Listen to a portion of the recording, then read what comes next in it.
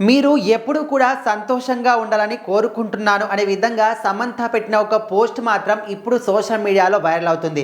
So అందరూ కూడా ఏమనుకుంటున్నారంటే నాగ చైతన్య, శోభితా ధూళిపాల ఇద్దరు గురించే ఈ పోస్ట్ పెట్టిందేమో, వాళ్ళ గురించి ఇండైరెక్ట్‌గా ఈ విధంగా మీరు సంతోషంగా ఉండండి అనే విధంగా కోరుకుంటుందేమో, వాళ్ళ పెళ్ళికి ఎప్పటినుంచో కూడా రియాక్ట్ అవ్వట్లేదు అనుకుంటున్నాం కదా! ఇప్పుడు రియాక్ట్ అయిందేమో అని చాలామంది కూడా అనుకుంటున్నారు.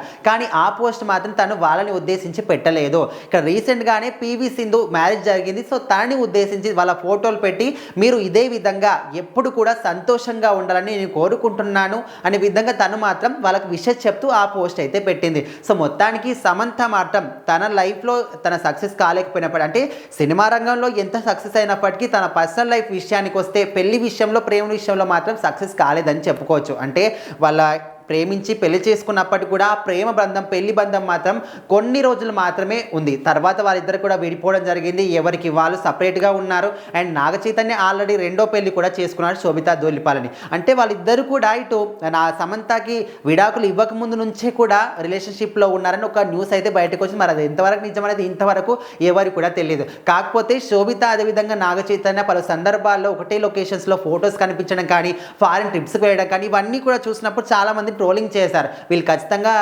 రిలేషన్షిప్లో ఉన్నారు, పెళ్లి చేసుకుంటారనే విధంగా అన్నప్పటికీ, అంటే వాళ్ళిద్దరు కూడా ఎప్పుడు ఆ రూమర్స్కి మాత్రం రియాక్ట్ అవ్వలేదు. కాకపోతే సడన్గా అందరికి ఎంగేజ్మెంట్ చేసుకొని షాక్ ఇచ్చారు. రీసెంట్గా పెళ్లి కూడా చాలా ఘనంగానే చేసుకున్నారు. కానీ సమంత మాత్రం వాళ్ళ పెళ్లికి సంబంధించి ఎప్పుడు కూడా రియాక్ట్ కాలేదు. సో ఇప్పుడు పీవీ సింధును ఉద్దేశించి పెట్టిన ఈ పోస్ట్ చూసి అందరూ కూడా వాళ్ళకు కూడా ఇండైరెక్ట్గా పెట్టిందేమో అనుకుంటున్నారు. కానీ తను ఓన్లీ పీవీ సింధు మ్యారేజ్కి, వాళ్ళ బంధానికి విషయం చెప్తూ మాత్రమే ఆ పోస్ట్ పెట్టింది.